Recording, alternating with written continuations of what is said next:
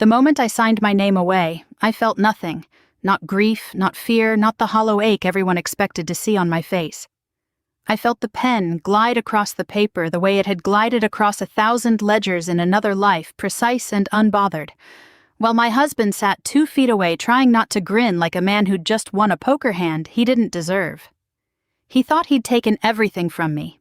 He had no idea he'd just handed me something he could never take back. The courtroom smelled like old paper and cheap coffee, the kind of smell that clings to a building where people come to end things. I sat at the long table in a navy blazer I'd bought for job interviews. I never went to my hands folded in my lap the way my mother taught me. And across the aisle, Benjamin Foster sat like a man already celebrating. He'd worn his good suit, the charcoal one from the tailor on 5th, and he kept glancing at his phone under the table, probably texting Diane, probably telling her it was almost over. He was getting the house. The one with the wraparound porch I'd picked out swatches for back when picking out swatches felt like building a life, instead of decorating someone else's throne. He was getting the company Foster Construction, the business I'd kept afloat through 2 recessions with spreadsheets he never bothered to read. He was getting the lake house, the investment portfolio, the cars, every account with our names stitched together after 22 years of marriage. I was getting the kids. Full custody of Ethan and Emma, 17 years old, 6 months from leaving for college, 6 months from not needing full custody of anything. My attorney, Olivia Hart, leaned toward me one last time before the judge called us to order. She'd been fighting me on this for 3 weeks, ever since I told her my plan, and I could still hear the disbelief in her voice from that first conversation, the way a woman who'd spent 40 years protecting her client's interests couldn't understand why I was so calmly dismantling my own. "Natalie," she whispered now, her pen hovering over her legal pad like she still thought there was time to stop this. "You don't have to do this." I looked at her, and I meant it when I said, "That's exactly why I'm doing it." She didn't understand.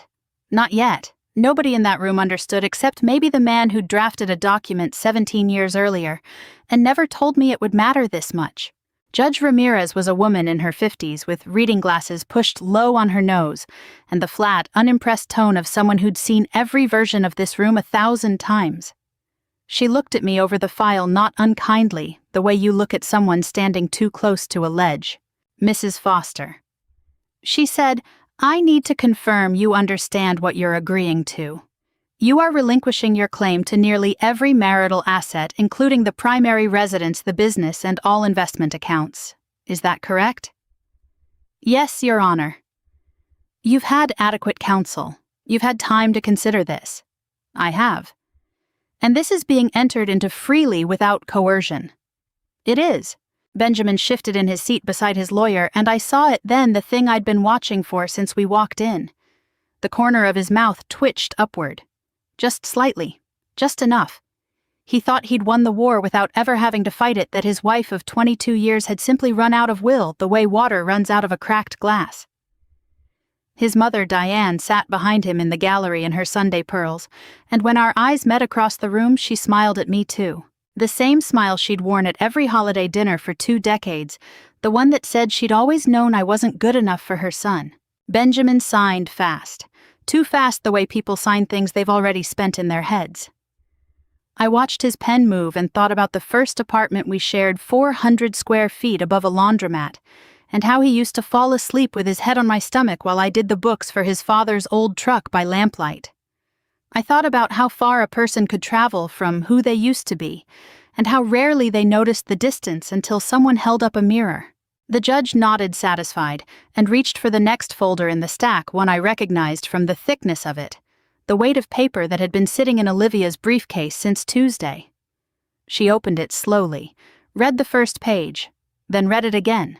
Benjamin didn't notice at first. He was already reaching for his phone, already halfway out of the room in his mind, probably composing the text to his girlfriend about dinner reservations. It was Diane who noticed the shift in the judge's expression, the small crease forming between her eyebrows, and I watched Diane's smile falter for the first time in 17 years. The judge looked up, not at me, at Benjamin. "Mr. Foster," she said slowly, "are you aware of a document filed with this court under the name Whitfield Family Trust?" Benjamin's smile disappeared like a light going out in a house from the outside. "What?" he said. I sat very still, my hands folded, and felt something settle in my chest that I hadn't felt in years. Not triumph exactly, something quieter than that, something closer to peace. But to understand why I gave away everything I built, why I sat in that courtroom and let my husband believe he had won, you have to go back. Not to this morning, not even to this year, but nearly 3 years earlier, to a letter from a bank I was never supposed to see, and a promise my grandfather made me long before I understood what it would cost or what it would save. People always ask how a marriage gets from the beginning to the end, as if there's one moment you could point to one door that slammed. There isn't. There's only a long hallway of small doors closing one after another so quietly you don't notice until you turn around and realize you're standing in the dark. I met Benjamin Foster when I was 24, fresh out of my CPA certification, working 60-hour weeks at a mid-sized accounting firm in Charlotte. He was 26, driving a pickup truck with a cracked windshield and a business card he'd printed himself at a copy shop. Foster Construction, reliable work, fair prices. He had 2 employees, both cousins, and a used cement mixer he was still paying off. He had dust on his boots, and a way of looking at you like you were the only person in the room, and I fell for that look before I fell for anything else about him. We got married 18 months later in my parents' backyard, folding chairs and string lights, and within a year I was doing his books at the kitchen table after my own shift ended. I set up his invoicing system. I filed for his contractor's license renewal 3 years running because he kept missing the deadline. I negotiated with his first bank for a line of credit when he didn't have the collateral to qualify on his own, walking in with a binder of projections I'd built myself, wearing my one good blazer, talking numbers to a loan officer who kept looking past me to Benjamin like he expected the real answers to come from him. I was the one who understood cash flow. Benjamin understood concrete and framing and how to read a room full of subcontractors, which mattered, which I never denied mattered. But a company doesn't survive on framing alone. It survives on the person keeping the lights on when a client is 60 days late, paying an invoice, the person managing payroll during the slow winter months, the person who says no to the truck he wanted to buy because the numbers didn't support it yet.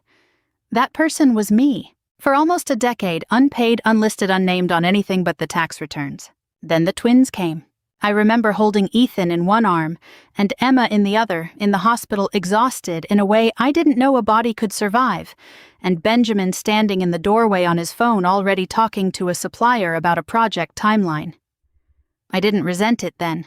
I told myself that was just who he was, a man who couldn't sit still, a man whose mind was always 3 steps ahead. I went home. I nursed 2 babies through the night. And slowly, without ever deciding to, I stopped going into the office. The company grew without me touching the books directly because by then Benjamin had hired an actual bookkeeper, a woman named Karen who called him visionary, in emails I sometimes saw over his shoulder. He started getting written up in the regional business journal. Foster Construction founder turns family business into regional powerhouse. I read that article standing at the kitchen counter with baby food on my sleeve, and nowhere in 4 columns of print was my name mentioned. Not once. Not even in passing. It didn't happen all at once, the distance. It happened in layers. He started coming home later, always with a reason, always with a client dinner, or a permitting issue that needed his attention. He started making decisions about money without mentioning them to me first, decisions I only discovered when statements arrived in the mail. He opened accounts I didn't know about. He stopped asking what I thought. Diane didn't help. She'd come for Sunday dinners and talk about Benjamin's success like it had sprung fully formed from his own 2 hands, like he'd built an empire out of nothing but grit and God-given talent. "My son built all of this himself," she said, once swirling wine in her glass, glancing at me like I was the help who'd wandered too close to the good china. I didn't correct her. I never corrected her. I told myself it didn't matter. That the truth didn't need an audience to still be true. I stayed quiet through most of it. That was who I was, who I'd always been, a woman who watched more than she spoke, who believed that dignity meant not making a scene, even as the scene built itself around me brick by brick. I told myself Benjamin was tired, that success had simply made him distracted, that the man who used to fall asleep with his head on my stomach was still in there somewhere, buried under invoices and ambition. Then, on a Tuesday afternoon in early autumn 3 years ago, I was sorting mail at the kitchen island, mostly bills and school flyers, when I found an envelope from a bank I didn't recognize, addressed to Benjamin, marked personal and confidential in red ink. I almost set it aside. I almost let it sit on his desk, unopened like 100 other envelopes before it. I didn't. I opened it instead, and what I found inside would not just change how I saw my marriage. It would change everything I thought I understood about the life I'd spent 20 years quietly building for a man who no longer remembered I'd built it with him. The letter inside that envelope wasn't from a bank at all. It was a confirmation notice from a private wealth management firm in Boston, addressed to Benjamin, referencing an account restructuring that had already been completed.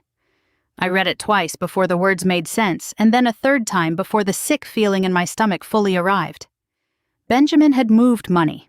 Significant money, into a series of holding entities I'd never heard of. LLCs with names like Meridian Holdings and Ashford Capital Partners, entities that existed, as far as I could tell, purely to separate assets from the marriage on paper, long before any divorce had ever been mentioned. I didn't confront him that night. I sat with it instead, the way I'd learned to sit with most things, turning it over in my mind while I made dinner and helped Emma with a chemistry worksheet and listened to Ethan complain about his coach.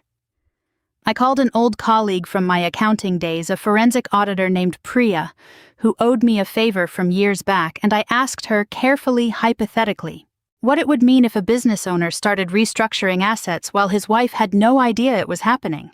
It means, Priya said, he's either protecting himself from a lawsuit or he's protecting himself from you. I already knew which one it was. Over the following weeks, I pulled at threads quietly, the way I used to trace discrepancies in a ledger, never announcing what I was looking for, just following the numbers, until they told me the truth.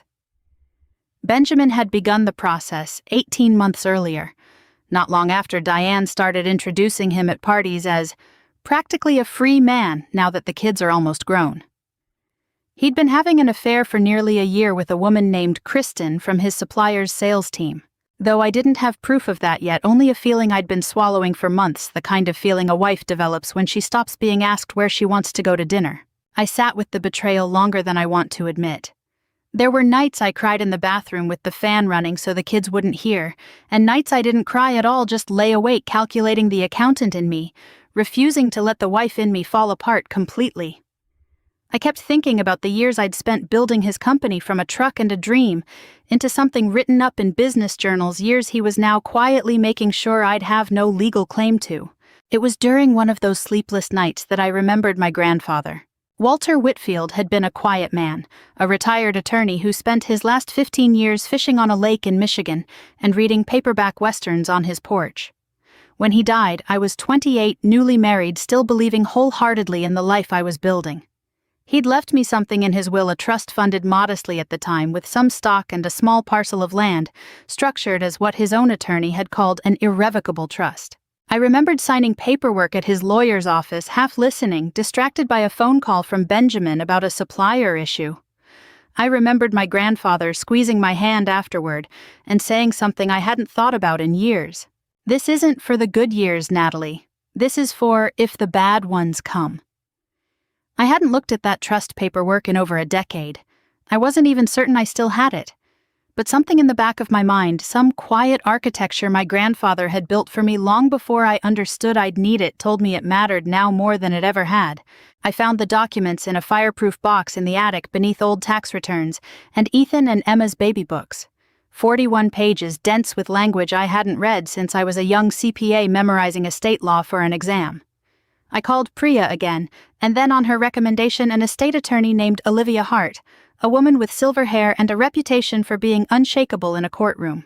Olivia read through the trust for nearly 2 hours in her office, while I sat across from her watching her expression shift from professional neutrality into something sharper. "Do you understand what your grandfather built for you?" she finally asked. I told her I understood the basics. Stocks, some land, a modest inheritance. "It's grown," she said, "substantially, and more importantly, it's structured so that it activates fully distributing the entirety of its holdings to you if you cease to hold a majority interest in marital assets. Your grandfather built a contingency, Natalie. He built it assuming a day might come when you had nothing left in your own name. I sat very still the way I had learned to sit still through so much of my marriage, except this time it wasn't grief keeping me quiet. It was the slow dawning shape of something else entirely, something that felt less like fear, and more, for the first time in years, like the ground shifting firmly back beneath my feet. Benjamin had spent 18 months making sure I would leave our marriage with nothing. He had no idea that leaving with nothing was about to make me wealthier than he had ever imagined possible. Olivia Hart did not like my plan. She told me so plainly, sitting across from me in her office with the trust documents spread between us like a hand of cards. Only I understood how to play. "You could fight for half of everything," she said. "The house, the business valuation, the investment accounts. Given what he's done moving assets without disclosure, a judge would not look kindly on him. You could walk away with millions, Natalie, and still keep your trust untouched. Why would you give up a fight you're likely to win?" I understood her confusion. On paper, it made no sense. I could have hired a forensic accountant to trace every dollar Benjamin had moved, dragged the affair with Kristen into discovery, spent 2 years in litigation, bleeding him financially and emotionally, the way he'd apparently been prepared to bleed me. Olivia had built her entire career on exactly that kind of fight, and she was good at it. Better than good. But I didn't want his money. I wanted something he couldn't calculate, couldn't see coming, couldn't prepare a defense against because he wouldn't even know it existed until it was already his loss. If I fought for half of the marital estate, I'd spend years tied to him through lawyers and appraisals and courtroom dates, and even then I'd only ever be as wealthy as what he'd built. If I walked away and let the trust do what my grandfather designed it to do, I would be free of him entirely, and wealthier than the business he was so proud of had ever made him. "I know this looks like I'm losing my mind," I told Olivia, "but I need you to trust me the way I trust what my grandfather built." It took her 3 meetings to come around, and even then I don't think she fully believed I wouldn't change my mind the morning of the hearing. She filed the paperwork my way. She kept the trust notice sealed and separate from the general divorce filing exactly as the law allowed, ready to be introduced only once the settlement was finalized in court. Once Benjamin's signature was already dry on paper, he couldn't take back. At home, I told no one. Not my sister, not my closest friend from church, not even Ethan and Emma, though they were old enough to sense something was wrong long before I explained anything. Benjamin, meanwhile, had never been happier. He moved out of the house in November and into a rental downtown he described to Diane as temporary, though I noticed the temporary apartment had art on the walls within 2 weeks. He started appearing at the twins' basketball games with Kristen trailing a few steps behind him, her hand looped through his arm like she'd already measured the drapes for our old living room. He bought a new truck, not because he needed one, but because he could. Because for the first time in 20 years, he wasn't running numbers past me first. Diane took me to lunch once during that period, ostensibly to discuss the kids' college plans, though I understood within the first 10 minutes it was really an audition for her role as the reasonable mother-in-law, helping smooth things along. "Benjamin built that company from nothing," she reminded me, stirring sweetener into her iced tea. "It wouldn't be fair to tear it apart in court. I'm sure you understand." I told her I did understand more than she knew, and let her interpret that however she wanted. The hardest part wasn't Benjamin. It wasn't even Diane. It was Ethan and Emma watching their mother agree to walk away from the only home they'd ever known, without a fight, watching the divorce papers get signed room by room, while their father celebrated like a man who dodged a bullet. Emma found me in the kitchen one night, the lease documents for our future apartment spread across the counter, and she asked the question I could see she'd been holding for weeks. "Mom, why aren't you fighting? Everyone knows what he did. Everyone knows about her." I set down my pen and looked at my daughter, 17 years old, already so much sharper than I'd been at that age. And I told her the only truth I could offer without giving away the whole plan. "Sometimes winning doesn't look like fighting, Emma. Sometimes it looks like letting someone believe they've already won." She didn't understand. I didn't expect her to, not yet. Ethan was quieter about it, but I caught him watching me some evenings, with a kind of worry usually reserved for parents watching children, not the other way around, and it broke something small in me every time. By the time the court date arrived in early spring, Benjamin had already picked out a ring for Kristen, according to a cousin who still spoke to me out of old loyalty. He'd already started designing an addition to the lake house he was about to own outright. He walked into that courtroom the way a man walks into a party he's certain is being thrown in his honor, straightening his tie, barely glancing at me already halfway into the rest of his life. He had no idea that the rest of his life was about to look nothing like he'd planned. We're back where this story began, the courtroom smelling of old paper and cheap coffee. Judge Ramirez, holding a folder she hadn't expected to open. Let me take you back into that moment because everything that happened next unfolded in less than 4 minutes, though it felt like watching a building come down in slow motion one floor at a time. Benjamin had signed everything already. The house, the business, the investment accounts, all of it notarized and initialed with the easy confidence of a man closing a deal he'd already spent in his imagination a dozen times over. His attorney, a sharp young man named Cole Bennett, who billed by the hour and had clearly been told this would be a quick, uncontested hearing, sat beside him, looking equally relaxed, already glancing at his watch. Judge Ramirez had been moving through the settlement with the brisk efficiency of someone who handled a dozen divorces a week, until she reached the folder Olivia had filed separately from the main settlement documents. I watched her posture change as she read the way a person's shoulders square when they realize a routine task has just become something else entirely. "Mr. Foster," she said, setting the folder down, "are you aware of a document filed with this court under the name Whitfield Family Trust?" Benjamin's face did something I'd never seen it do in 22 years of marriage. It went blank then, confused then, as the seconds stretched something close to afraid. "What?" he said again, looking at his attorney, who was already flipping through his own copy of the documents with visibly rising alarm. Olivia stood calm as still water and addressed the court. "Your Honor, this trust was established by Mrs. Foster's late grandfather over 17 years ago. It is an irrevocable trust, fully documented, entirely separate from any marital property. Under both federal and state law, its assets are excluded from the marital estate. We filed formal notice of the trust's existence with this court, though not with opposing counsel, as it was not required for the settlement being entered today, since Mrs. Foster was not seeking any claim against it." Cole Bennett was reading faster now, his composure cracking at the edges. "Your Honor, if this trust is being activated by the terms of the divorce settlement, we would need time to review. The trust's activation clause," Olivia continued unbothered, "was triggered the moment Mrs. Foster relinquished her interest in the marital assets today, precisely as she has done of her own free will, as this court confirmed just minutes ago. There is nothing to review, Counselor. It is a private instrument executed independently of these proceedings, and it does not require this court's involvement to take effect." I sat perfectly still through all of it. My hands folded the same way they'd been folded an hour earlier, though something in my chest had loosened like a held breath finally released. I didn't look at Benjamin. I didn't need to. I could feel him staring at me from across the aisle, and in that stare I could hear every question he didn't yet know how to ask. The judge turned back to him. "Mr. Foster, I'll ask you directly. Were you aware prior to signing today's settlement of the existence or the terms of this trust?" Benjamin's mouth opened, closed, opened again. "No," he finally said, his voice smaller than I'd ever heard it. "I had no idea. Did anyone conceal this information from you? Was it withheld during discovery?" Olivia answered before he could. "No, Your Honor. This trust was never part of Mrs. Foster's disclosed marital assets because it is not and has never been a marital asset.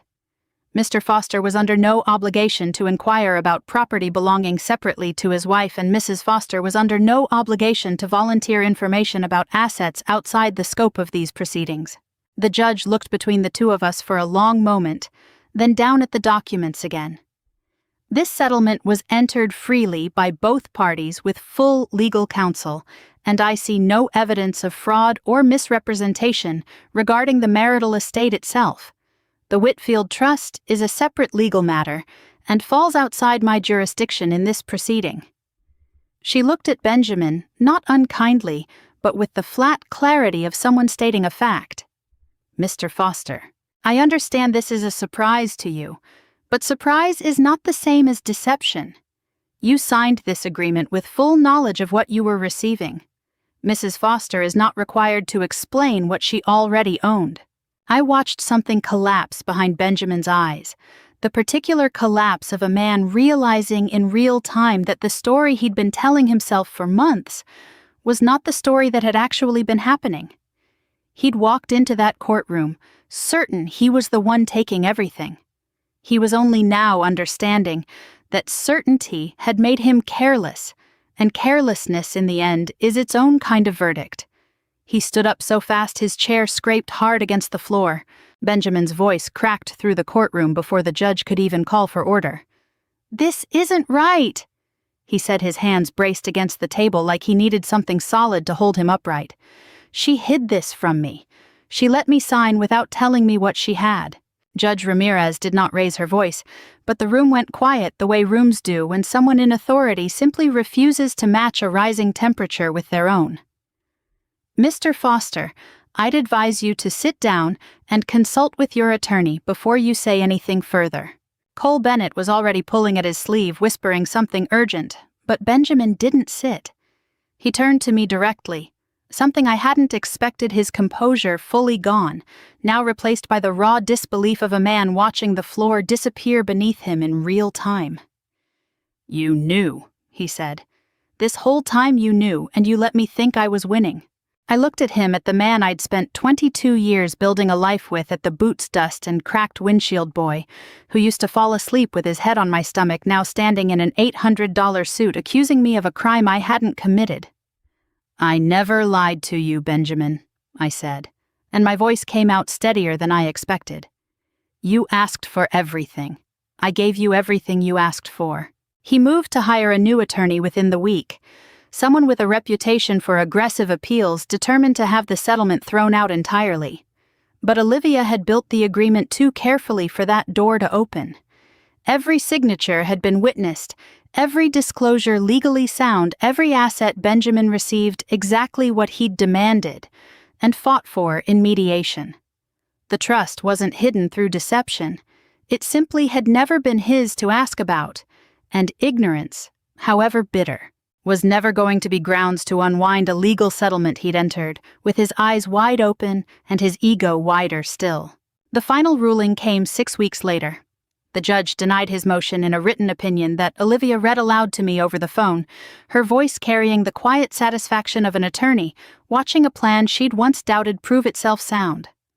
Benjamin Foster was not defrauded. Benjamin Foster had simply never asked the right questions of a wife he'd stopped seeing as anything more than a woman who kept his books and raised his children. Diane came to see me once near the end of it all, standing on my new porch in her Sunday pearls, though her composure had thinned considerably since the last time I'd seen her. "You could have warned him," she said, not quite an accusation, not quite anything else either. 20 years, Natalie. You could have said something before he made such a fool of himself. He made a fool of himself the day he stopped asking what I knew. I told her, and for the first time in 17 years, Diane Foster had nothing to say to me at all. The truth, which I only fully understood in the weeks that followed, was that Benjamin had never actually built an empire alone. He'd built a business, a good one, profitable and respected, but a business is not a fortune, not in the way that matters. A fortune is what survives you, what compounds quietly in the background while you're busy convincing yourself and everyone else that you did it all with your own 2 hands. My grandfather had understood that decades before I did. Sitting on his porch in Michigan with his fishing rod and his paperback westerns, building something patient and protected for a granddaughter he suspected might one day need protecting from a love that looked steadier than it was. Benjamin kept the company. He kept the house, the lake property, the investment accounts, every asset he'd fought so hard to claim in that courtroom.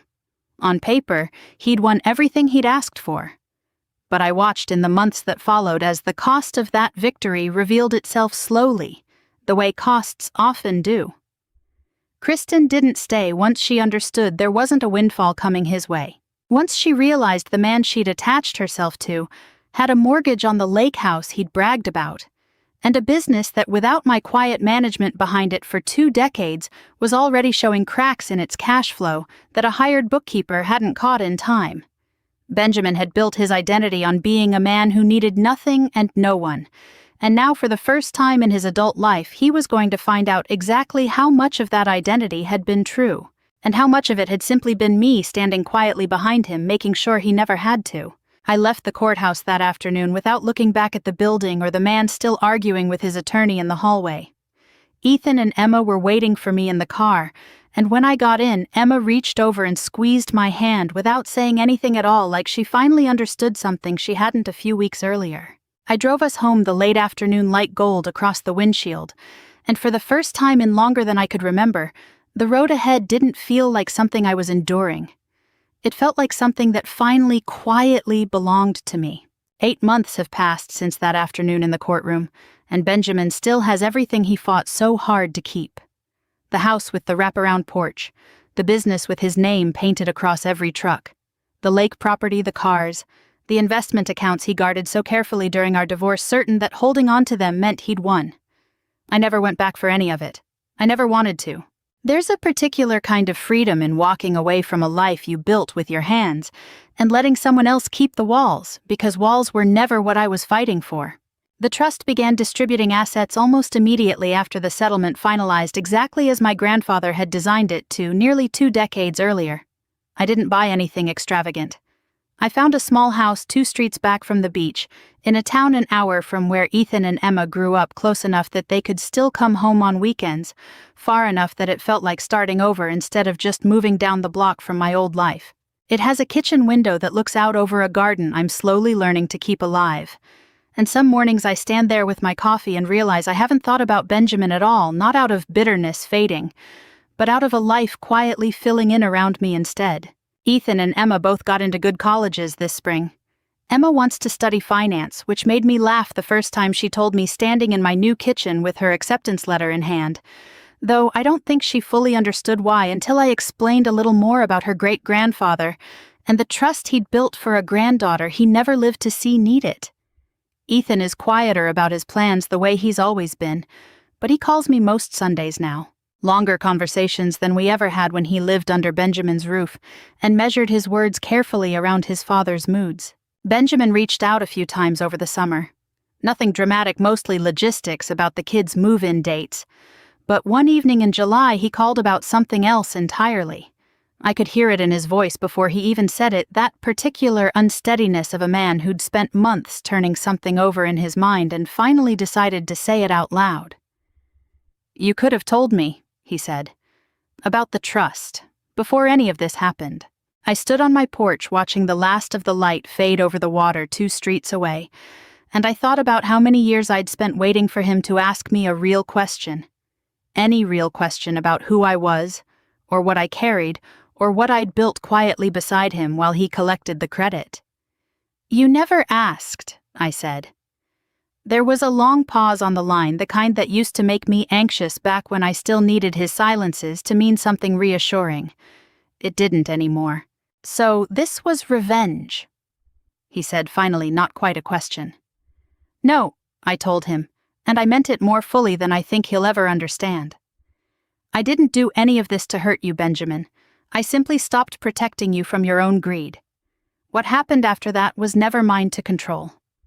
He didn't have a response for that. We hung up a few minutes later, polite in the way 2 people can be polite once the fighting has finally gone out of them, and I sat on my porch a while longer listening to the sound of the water I couldn't quite see from there, but could always hear. I think about Diane sometimes too, though less than I expected to. I heard through the kids that she's stopped introducing Benjamin's success as something he built entirely alone. Whether that's humility or simply exhaustion, I couldn't say, and I've found I no longer need to know. People ask me sometimes if I regret not fighting harder in that courtroom, not taking half of everything I helped build over 22 years. I tell them the truth, I didn't lose that fight. I simply chose a different one. There's a version of strength that looks like clenched fists and courtroom battles, and there's another version that looks like quietly signing your name walking out the door, and trusting that the things worth having were never the things anyone could take from you in the first place. My grandfather understood that. It took me most of my adult life to understand it too. If you're sitting somewhere right now feeling like you've lost everything to someone who never truly saw what you were worth, I want you to hear this. Sometimes the bravest thing you can do isn't fighting for what's yours. It's trusting that what's truly yours was never something they could take. I'd love to know where this story finds you tonight. Drop a comment below and tell me what city you're watching from. I read every single one. We have so many more stories like this one waiting for you, so make sure you subscribe so you never miss a moment like this. Let's keep walking this journey together.